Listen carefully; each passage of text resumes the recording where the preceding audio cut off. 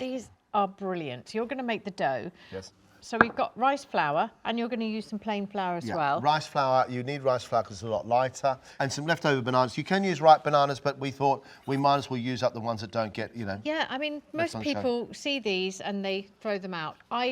Please don't throw them out. Just peel them, break them up and put them in a freezer bag. I know that 3 bananas make a good banana cake, so I usually freeze them in 3s, or I make them into smoothies and freeze them into broken up banana. So don't throw them away, but this is a great way of using them up. And as you rightly say, we've all made the rookie mistake of putting the banana in the freezer whole without peeling it and then realising you can't peel a frozen banana.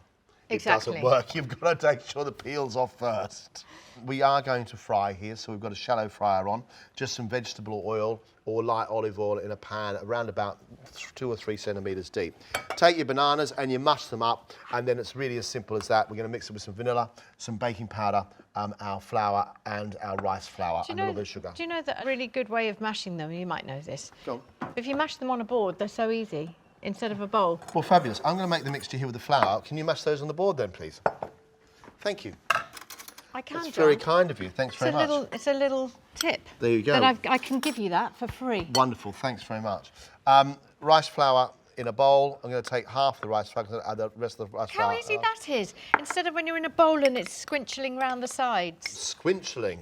There's a word I like. Well, you know what I mean. Plain flour, rice flour. I'm going to use the rest of that rice flour in a second. 1 teaspoon of baking powder. So 3 tablespoons of sugar. Right. Although the bananas are quite sweet. Yeah. Just a little bit of sweetness, because we like it sweet. And then I'm going to keep our vanilla to one side, because we're going to add that to our bananas. They're all done very fast. Thanks very much. I'll mix that all together. Okay, and while you're doing that, we're going to make a very quick and very easy dipping sauce to go with it, which is just... It's a ganache, but not using cream. We're using water. So for my ganache, I've got 60 ml of water, 1 tablespoon of sugar, and I'm just going to bring that up to a simmer, not to a boil. And I've got 90 grams of chocolate here, dark chocolate, which I'm just going to chop. And I put that into a bowl. And I'm going to now add the rest of that rice flour and the 1 tablespoon of vegetable oil or light olive oil. Okay.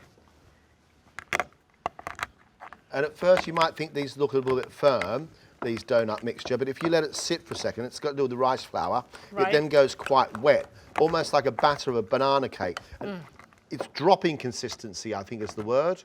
Yeah? Dropping consistency. And does that need to rest? Let it rest for a little while, and we'll do that while you do your chocolate. So you can see it's just about bubbling now. So that should be hot enough to melt. And I'm just going to pour that over the chocolate. And you just let it sit. For anybody who likes porridge, this to me reminds me of the consistency of thick porridge. So if you take a spoonful of that, and then taking another spoon, take half it off the front, be gentle, and then drop it into your pan and do exactly the same. Or you could do teaspoons, could you? You could, but I suppose just the way I've been taught, really. Yeah. I'm just going to whisk this now together quite quickly so it comes together. And look at that, that's just water, sugar and dark chocolate. And you've got a beautiful, glossy sauce, dipping sauce.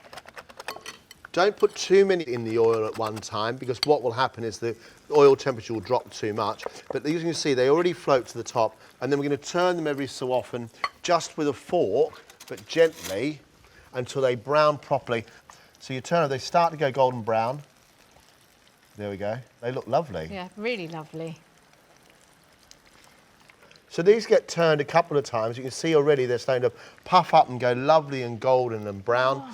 I love how they puff up. They look absolutely gorgeous. This lovely ganache is creamy and velvety and perfect now, but when it cools, it does firm up. It goes really hard, which is still really lovely, almost like a butter. But if you wanted it this dipping consistency and you were doing it early, just put a little bit more water in and sort of melt it again in the microwave and it's fine. And you can now see that these donuts have gone slightly dark and golden. They're puffed up and they'll keep their shape, and they really should be quite dark. They shouldn't be pale in any way. Straight into some sugar. a little bit of sugar on the side, as if you were going to a donut stall. They are as simple as that. So they've been cooking for about 3 or 4 minutes, turned every sort of 30 seconds, and you keep on turning them so they cook, the colour goes all the way around the outside, and they puff up and they stay nice and crispy. And you want to hear the donuts in there being crispy. And what you're going to do when you do these is do quite a lot of them. And the reason you have to do a lot of them is they will disappear very, very quickly. And just the last, lovely puffed up, beautiful. Whoa! Let's give them the sunny side up. Yeah.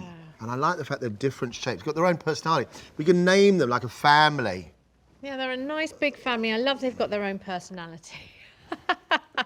They look and smell absolutely amazing. You'd never know that the main ingredient was banana. Not quite one of your 5 a day, but it is one of my 5 ingredient favourites.